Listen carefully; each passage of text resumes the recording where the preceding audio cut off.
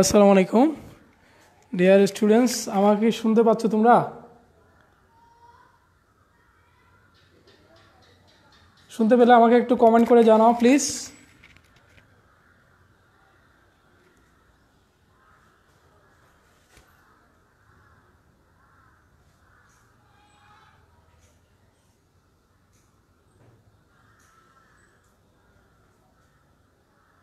ওকে ওকে ওকে ওকে আসো, just focus করে এখানে।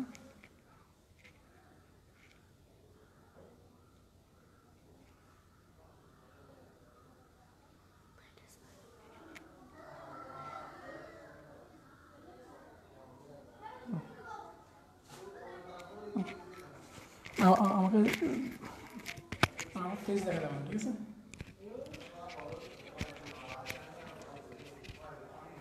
স্কোয়ার করে বোর্ডটাকে ধরো। হ্যাঁ ডিয়ার স্টুডেন্টস, আমরা যারা উপস্থিত আছি, হ্যাঁ আমরা আমাদের লাইভ ক্লাস শুরু করছি। আমরা বলেছিলাম, আগে ঘোষণা দিয়েছিলাম, আমরা ফিজিক্স সেকেন্ড পার্ট দ্বিতীয় পত্রের স্থির তড়িৎ অংশ যেটা, সেটাই নিয়ে আজকে পড়ালেখা করব।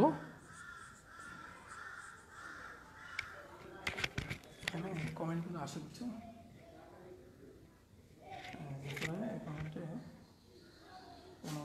কথা বলো, এখানে বলা থাকে, প্রবলেম হলে এখানে বলবে।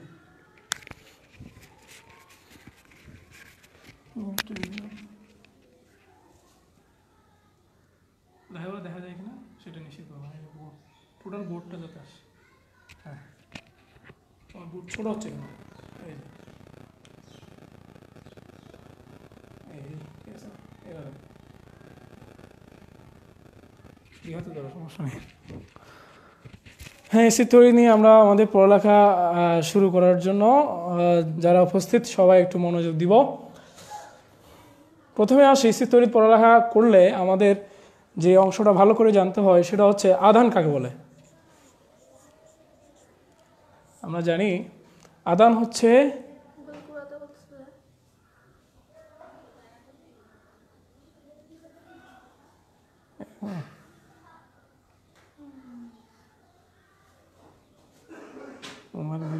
মানে কেমন বলে তো বলতেছে,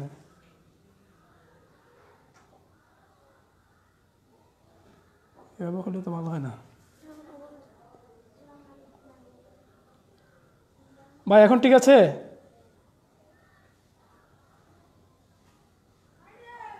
আচ্ছা স্যার, এখন ঠিক আছে নাকি? এভাবে ধরবো?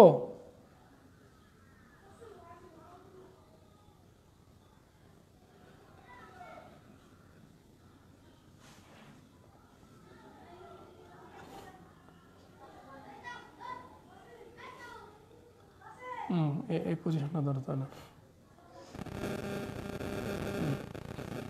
কাছে যাও, তুমি দূরে থাকো, এই পাশে থাকো। হ্যাঁ আচ্ছা, আধান কাকে বলে? আমরা জানি মৌলিক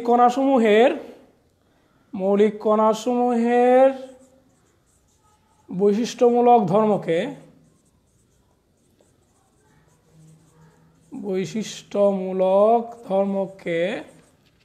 আধান বলে।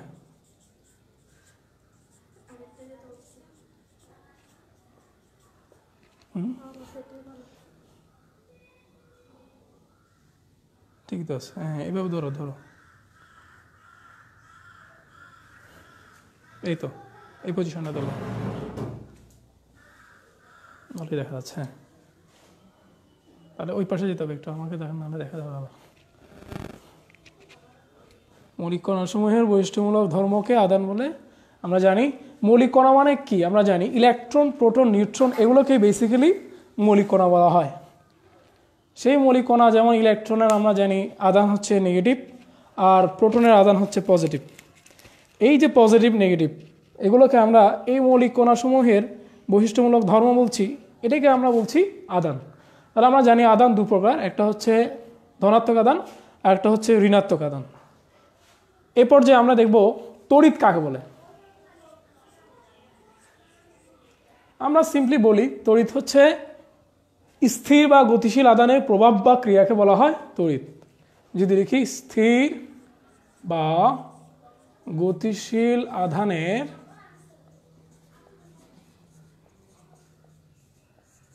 প্রভাব বা ক্রিয়াকে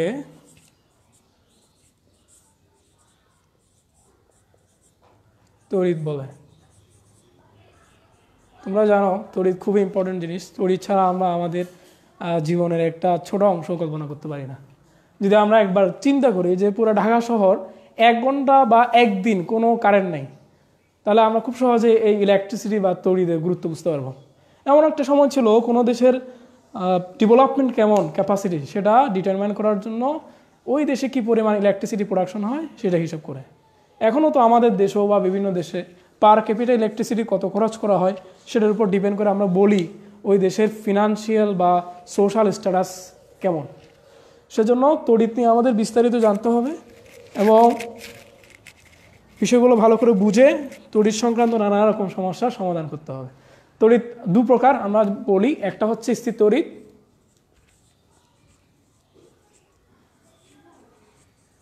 দুই নম্বর হচ্ছে চলতড়িৎ। স্থির তড়িৎ কাকে বলে? স্থির আধানের প্রভাব বা ক্রিয়াকে বলা হয় স্থির তড়িৎ। প্রভাব বা ক্রিয়া। আর এটা হচ্ছে গতিশীল আধানের প্রভাব বা ক্রিয়াকে বলা হয় গতিশীল আধানের প্রভাব বা ক্রিয়াকে বলা হয় চলতড়িৎ।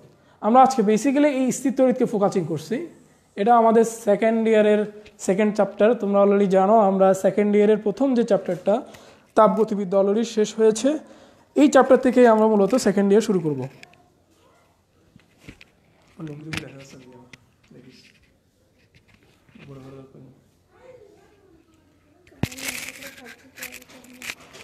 আমার চেহারা দেখা যায়?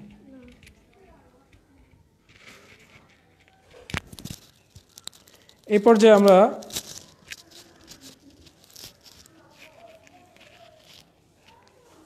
মুছে দিলাম। এই পর্যায়ে আমরা পড়ব হচ্ছে স্থির তড়িতের সবচেয়ে যে ইম্পর্টেন্ট সূত্রটা আমরা বলে থাকি সেটা হচ্ছে কুলম্বের সূত্র। দেখি আমরা একটু কুলম্বের সূত্রটা মনে করার চেষ্টা করি। তোমরা যারা নবম দশম শ্রেণীতে অর্থাৎ ছোটোবেলায় তোমরা এই সূত্র পড়েছ, সবার মোটামুটি মুখস্থ থাকার কথা এই সূত্রটা। আমরা একটু রিক্যাপ করব, কারণ এই সূত্রটা ছাড়া আমাদের চলবে না। এই সূত্রের যে সমীকরণটা আমরা পাই মূলত সেই সমীকরণ দিয়েই চ্যাপ্টারের কাজ শেষ। অন্যান্য সমীকরণগুলোকে আমরা একটু সাজগোজ করব, তাহলেই চলবে। তাহলে আসি কুলম্বের সূত্র। আমরা জানি এই জন্য একটা শর্ত আছে। শর্তটা হচ্ছে কি, মাধ্যম ফিক্সড থাকতে হবে। নির্দিষ্ট মাধ্যমে দুটি বিন্দু আধানের মধ্যে ক্রিয়াশীল আকর্ষণ বা বিকর্ষণ বলের মান, আধানের মধ্যে ক্রিয়াশীল আকর্ষণ বা বিকর্ষণ বলের মান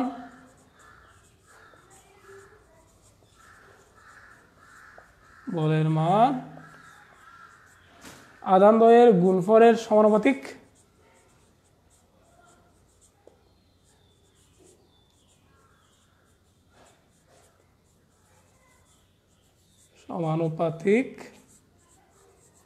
মধ্যবর্তী দূরত্বের বর্গের ব্যস্তানুপাতিক।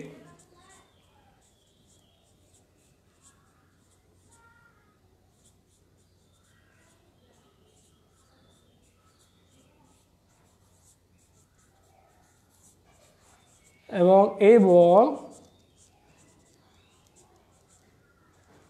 আধানদ্বয়ের সংযোজক সরলরেখা বরাবর ক্রিয়া করে।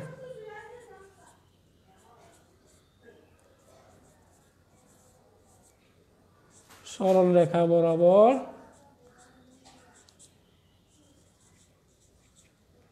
ক্রিয়া করে। এই হলো আমাদের কুলম্বের সূত্রের বিবৃতি।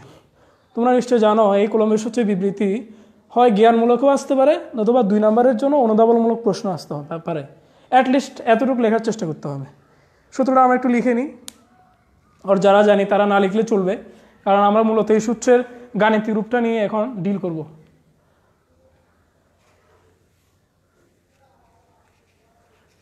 যারা খাতা কলম নিয়ে বসেছ তারা সাথে সাথে লিখে ফেলার চেষ্টা করলে খুব ভালো হবে। এখন আসি গাণিতিক রূপ।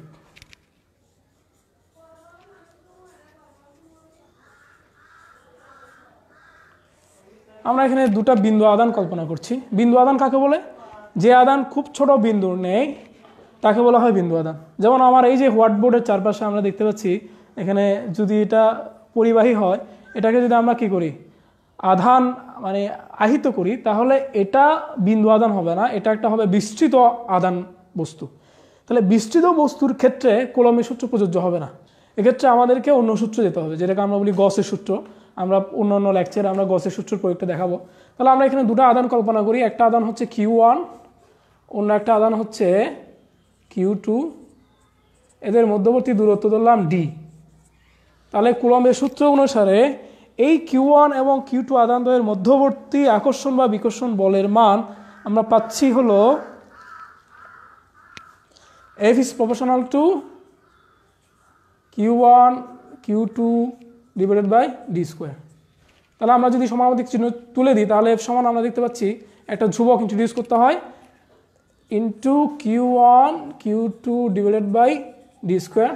আমরা জানি C একটা সমানুপাতিক ধ্রুবক, SI এককে এই C এর মান হচ্ছে 9 × 10⁹ newton metre square per coulomb square.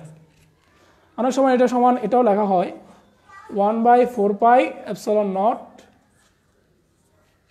যেখানে ε0কে আমরা বলি শূন্য মাধ্যমে ভেদনযোগ্যতা। তাহলে আমরা লিখি প্রথমে এই সূত্রটা একটু মেমোরাইজ করার চেষ্টা করি, বা যারা মেমোরাইজ করেছি তারা তো জানি, এটা ছাড়া আমাদের আসলে কোনো গাণিতিক সমস্যা আমরা সলভ করতে পারবো না। তাহলে এই যে বললাম ε0টা কি জিনিস, এখানে লিখি একটু ε0।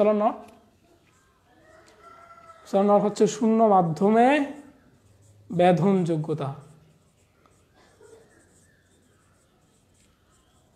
এটার মান ধরা হয়, মুখস্থ রাখতে হবে আমাদেরকে, 8.854 × 10⁻12। এই যে এককটা লিখছি তার উল্টাটা লিখলে হবে coulomb square per newton per metre square. এই মানটা আমাদের মনে রাখতে হবে, কারণ এই মানগুলো সচরাচর গাণিতিক সমস্যাগুলোর ক্ষেত্রে দেওয়া থাকে না। তাহলে আমরা এখানে যে সমীকরণটা পেলাম সেটা হচ্ছে কি, F সমান C × Q1 Q2 by D square. যেমনটা আমি ক্লাসে বলে থাকি, এক নিঃশ্বাসে 5 বার বলার জন্য তোমরা যারা উপস্থিত তারা অবশ্যই এক নিঃশ্বাসে 5 বার বলার মতো করে মুখস্থ করে ফেলবে বা আয়ত্ত করে নেবে। তাহলে আমরা প্রথমে এই অংশটা দেখার পর এরপরে দেখব এর গাণিতিক রূপ তো গেল, এখন আসে ভেক্টর রূপ। কুলম্বের সূত্রের ভেক্টর রূপ, এটা প্রায় সময় তোমার 2 নম্বরের জন্য অনুধাবনমূলক প্রশ্নে আসতে পারে। তাহলে আমরা যদি লিখি, আমরা জানি জাস্ট একটা ভেক্টর চিহ্ন দিব, C × Q1 Q2 by D square.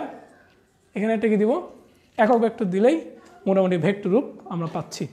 আমরা জানি কোন একটা একক ভেক্টর কীভাবে লিখতে হবে, C × Q1 Q2 divided by D square. এই একক ভেক্টরকে যদি আমি ইন টার্মস অফ সরণ দেখি, তাহলে কি দাঁড়াবে, ডির ক্ষেত্রে লিখলে D ভেক্টর বাই D ভেক্টরের মান। তাহলে আমাদের দ্বারাই কুলম্বের সূত্রের ভেক্টর রূপ হচ্ছে C × Q1 Q2 divided by D cube into D vector লিখতে পারি। এতটুকু লিখলে মোটামুটি চলবে।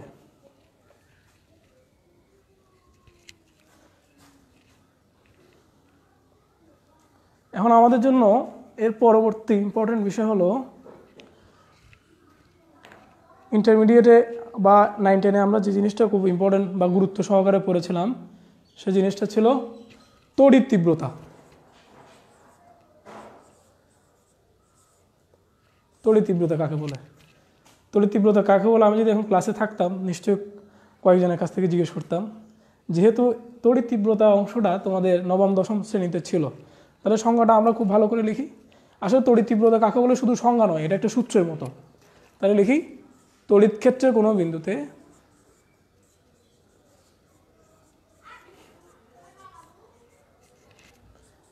বিন্দুতে একটি একক ধনাত্মক আধান স্থাপন করলে সেটি যে বল অনুভব করে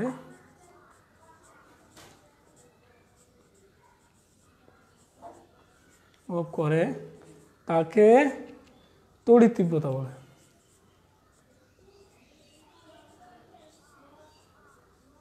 মাইন্ড ইট, এখানে কয়েকটা কথা বলার চেষ্টা করছি, সেটা হলো একক ধনাত্মক আধান, খুবই ইম্পর্টেন্ট। আরেকটা বিষয় হচ্ছে যে বল অনুভব করে, তাহলে আমরা দেখতে পাচ্ছি তড়িৎ তীব্রতা আসলে এক ধরনের বল, এটা একক আধানের উপর বল। একক ধনাত্মক আধান এক্ষেত্রে অবশ্যই আমাদের মেনশন করতে হবে, নাহলে কেউ যদি একক ধনাত্মক আধান মেনশন না করে তড়িৎ তীব্রতার সংজ্ঞা লিখে সে 0 পাবে। তাহলে যেহেতু এটা বল, অতএব এটা অবশ্যই কী রাশি? ভেক্টর রাশি। এটা খুব ভালো করে মনে রাখতে হবে। আমরা জানি অলরেডি, এটা নবম দশম শ্রেণীতে যেহেতু আমরা পড়েছি, এবং তড়িৎ তীব্রতাকে ই দ্বারা প্রকাশ করা হয়। তাহলে আমরা যদি লিখি কিউ আধান এফ বল অনুভব করে, তাহলে একক আধান কত বল অনুভব করবে? F/Q। এর একক হচ্ছে নিউটন পার কুলম। এগুলো সবার জানা জিনিস, আমরা জাস্ট রিক্যাপ করার জন্য এই অংশগুলো লিখছি। তাহলে আমরা কি লিখলাম? তড়িৎ ক্ষেত্রের কোনো বিন্দুতে একটি একক ধনাত্মক আধান স্থাপন করলে সেটি যে বল অনুভব করে তাকে তড়িৎ তীব্রতা বলে। এই সংজ্ঞাটা আমরা খুব ভালো করে মাথায় রাখার চেষ্টা করব, এবং পাশাপাশি বলছি এখানে যে বিষয়টা মনে রাখতে হবে সেটা হলো একক ধনাত্মক আধানের বিষয়টি আমাদের মনে রাখতে হবে।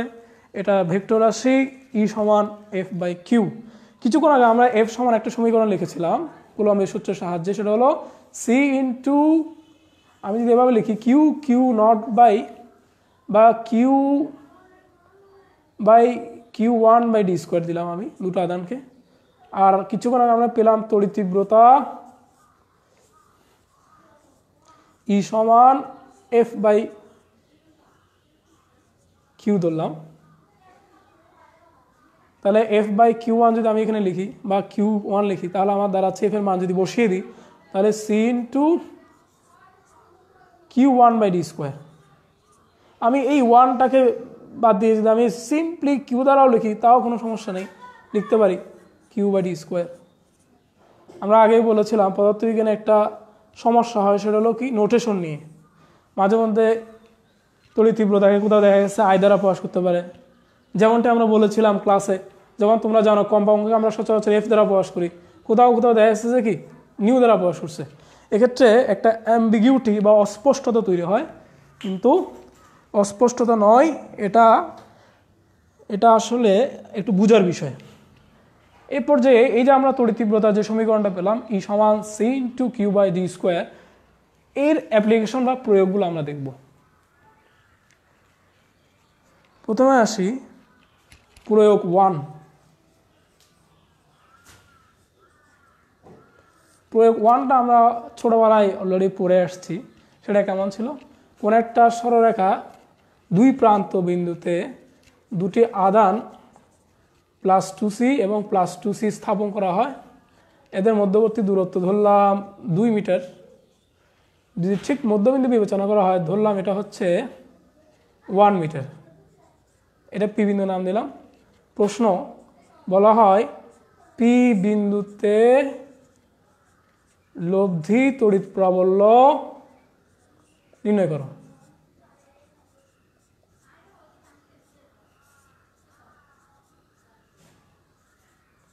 আমরা একটু প্রশ্নটা লিখে নিব।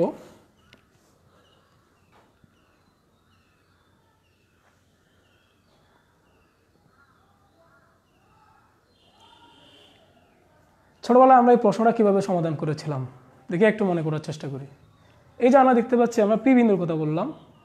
আমরা কিছুক্ষণ আগে বললাম কোনো বিন্দুতে তড়িৎ প্রাবল্য নির্ণয় করার অর্থই হচ্ছে ঠিক ওই বিন্দুতে একটা একক ধনাত্মক আধান স্থাপন করা। মাইন্ড ইট, খুবই ইম্পর্টেন্ট কথা। কোনো বিন্দুতে তড়িৎ প্রাবল্য নির্ণয় করার অর্থ হচ্ছে ওই বিন্দুতে একটি একক ধনাত্মক আধান স্থাপন করা।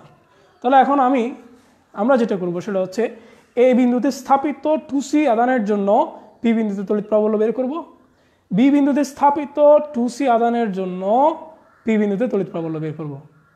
এই দুটো মিলিয়ে আমরা একটা বের করব, মানে লব্ধি বের করব সামান্তরিক সূত্রের সাহায্যে। তাহলে আমরা আমাদের সমাধান পেয়ে যাব।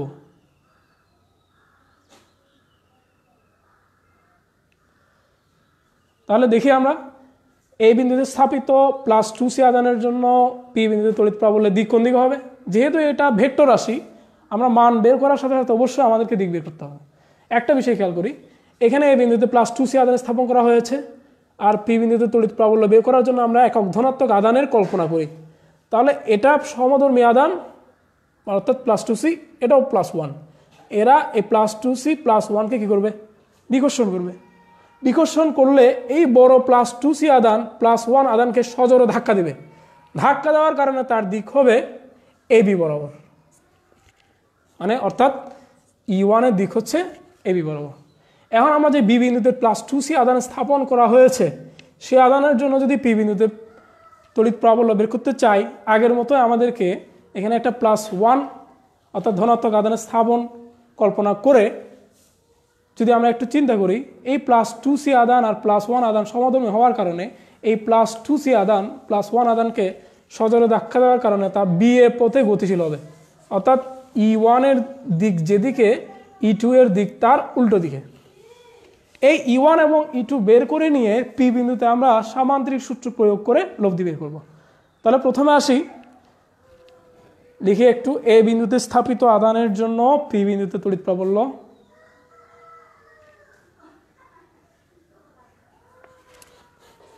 এই বিন্দুতে স্থাপিত আধানের জন্য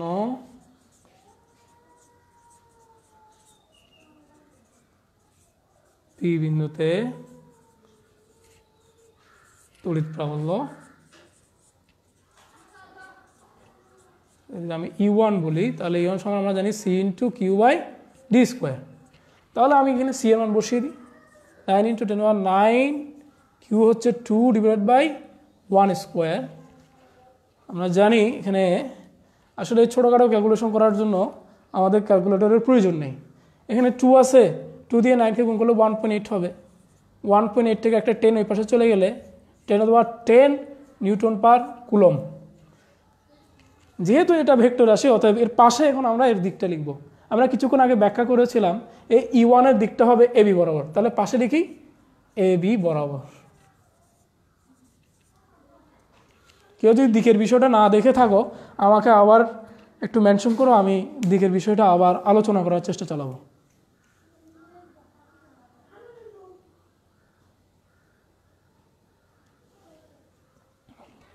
তারা কত কিছু কইবে।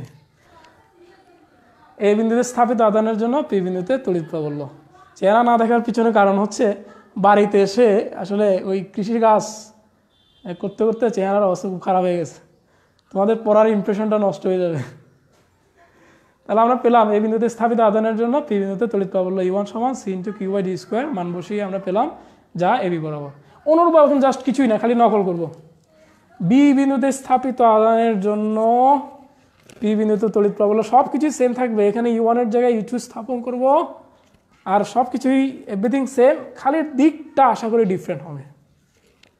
এখন তোমরাই বলো এই দিকটা কোন দিকে হবে। আমরা কিছুক্ষণ আগে ব্যাখ্যা করেছিলাম যে এই বিন্দুর জন্য E1 এর দিক হচ্ছে বি বরাবর। সো বি বিন্দুতে যে আধানটা দেওয়া আছে তার জন্য পি বিন্দুতে E2 অবশ্যই দিক পি এ বরাবর হবে, যেহেতু ধনাত্মক আধান এরা পরস্পরকে বিকর্ষণ করে। আমি লিখলাম বি এ বরাবর।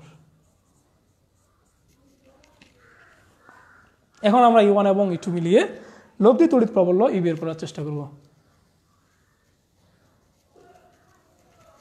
আমরা লিখব, তাহলে এখন এটা বের করতে গেলে আমরা একটু লিখি E1 ও E2 এর মধ্যবর্তী E2 পরস্পর বিপরীত দিকে ক্রিয়াশীল।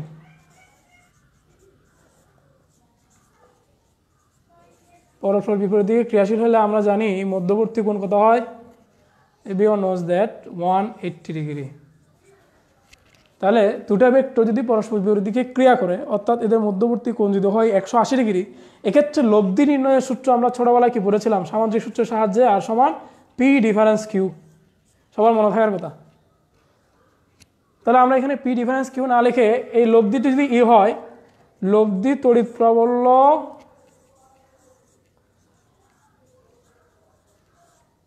ই হলে আমরা লিখতে পারি ই সমান E1 ডিফারেন্স E2। যেহেতু আমি জানি না কোনটা বড়, এক্ষেত্রে আমরা এভাবে লিখি। এখন আমরা দেখতে পাচ্ছি দুটাই তো সেম, অতএব 0। এই 0টাই হচ্ছে আমাদের এই প্রশ্নের অ্যান্সার। এটা তোমরা জানো, আমি তারপরে মনে করিয়ে দেওয়ার জন্য এই অংশটা প্রয়োগটা দেখালাম। এখন মূলত আমাদের ইন্টারমিডিয়েটের পড়াটা শুরু হচ্ছে। এতক্ষণ আমরা ছোটোবেলার পড়া পড়েছি, আসো এখন আমরা ইন্টারমিডিয়েটে ঢুকবো। প্রয়োগ নাম্বার 2। সবাই একটু মনোযোগ সহকারে বসে খেয়াল করার জন্য অনুরোধ করছি, কারণ আমরা মনে হয় বেশ কিছু ক্লাস মিস করব পরবর্তীতে, যেহেতু সিচুয়েশনের কারণে অনেকগুলো সময় এবং ক্লাস চলে যাচ্ছে। প্রয়োগ 2 আমরা যেটা করব সেটা হচ্ছে একটা সমবাহু ত্রিভুজ নিব। সমবাহু ত্রিভুজের 3টা কোণ আছে আমরা জানি, এবং আমরা জানি সমবাহু ত্রিভুজের 3টা বাহু সমান হয়ে থাকে, 3টে বিন্দু এ বি সি। আমরা এ বিন্দুতে 2c আধান স্থাপন করব এবং বি বিন্দুতে 2c আধান স্থাপন করব প্লাস 2c। সি বিন্দুতে আমরা লব্ধি তড়িৎ প্রাবল্য বের করব। সমবাহু ত্রিভুজের ক্ষেত্রে তোমাদের একটা জিনিস সবারই জানা, সেটা হচ্ছে এই যে 3টা কোণ দেখতে পাচ্ছি, প্রত্যেকটা কোণের মান হচ্ছে 60 ডিগ্রি। তাহলে আমি যদি প্রশ্নটা এভাবে লিখি, একটু প্রশ্নটা লিখে নাও। সি বিন্দুতে লব্ধি তড়িৎ প্রাবল্য নির্ণয় করো।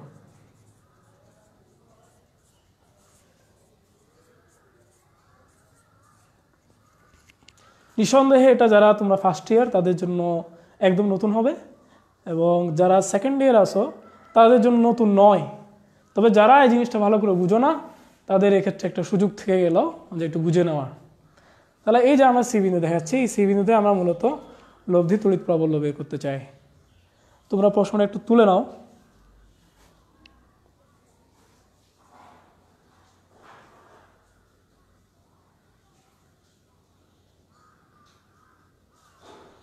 এখন আসি আমরা এটা কিভাবে সলভ করব তার একটা ব্যাখ্যা দিব আগে, সেই ব্যাখ্যার আলোকে আমরা সলভটা করার চেষ্টা করব। দেখো একটু খেয়াল করি, এখানে এই বিন্দুতে আসি প্রথমে। তাহলে এই বিন্দুতে যে 2c আধানটা আছে, সে আধানের জন্য আমরা সি বিন্দুতে তড়িৎ প্রাবল্য নির্ণয় করব। ধরলাম সেই তড়িৎ প্রাবল্যকে আমরা নাম দিলাম ইএ, এটা নাম দিলাম ইএ। এখন ব্যাপার হলো ডিরেকশন কোন দিকে হবে, এর দিকটা কোন দিকে হবে। যেহেতু এই বিন্দুতে একটা প্লাস 2c আধান আছে, সি বিন্দুতে যদি আমরা একটা তড়িৎ প্রাবল্য বের করতে চাই, এর অর্থ হচ্ছে একটা একক ধনাত্মক আধান স্থাপন করলাম। তাহলে দেখো এই প্লাস 2c আধান এই প্লাস 1 আধানকে কি আকর্ষণ করবে নাকি বিকর্ষণ করবে? আমরা জানি সমধর্মী আধান পরস্পরকে বিকর্ষণ করে। সেই হিসেবে এই প্লাস 2c আধান প্লাস 1 আধানকে এসি পথে ধাক্কা দিবে, অর্থাৎ তড়িৎ প্রাবল্যের দিক হবে ই এর দিক হবে এসি বরাবর, এসি বরাবর। আবার যদি একটু দেখি বি বিন্দুতে যে আধানটা দেওয়া আছে, সেই বি বিন্দুতে প্লাস 2c আধান এই সি বিন্দুতে একক তড়িৎ প্রাবল্য বের করার জন্য আমরা যে একক ধনাত্মক আধান কল্পনা করব, সেটার উপর সমধর্মী আধান হওয়ার কারণে ধাক্কা দিবে। ধাক্কা দিলে এই প্লাস 1 আধানটা বিসি পথে গতি লাভ করবে। ধরলাম আমি এই তড়িৎ প্রাবল্যের নাম দিলাম ইবি। তাহলে আমরা ইএ এবং ইবি বের করার পরে ইএ এবং ইবি হতে আমরা তাদের লব্ধিটা বের করবো জাস্ট। আমরা জানি দুটো ভেক্টর থেকে আরেকটা ভেক্টর পেতে চাইলে, লব্ধি পেতে চাইলে তাদের মধ্যবর্তী কোণ বের করতে হয়। এই কোণটা আমরা বের করব। বের করার পরে খুব সহজে আমরা সামান্তরিক সূত্রের সাহায্যে লব্ধি তড়িৎ প্রাবল্য পেয়ে যাব। তাহলে প্রথমে আসি এ বিন্দুতে স্থাপিত আধানের ক্ষেত্রে সি বিন্দুতে লব্ধি তড়িৎ প্রাবল্য, যেটাকে আমরা বলছি ইএ সমান, তোমরা জানো সূত্র হচ্ছে Q/d²।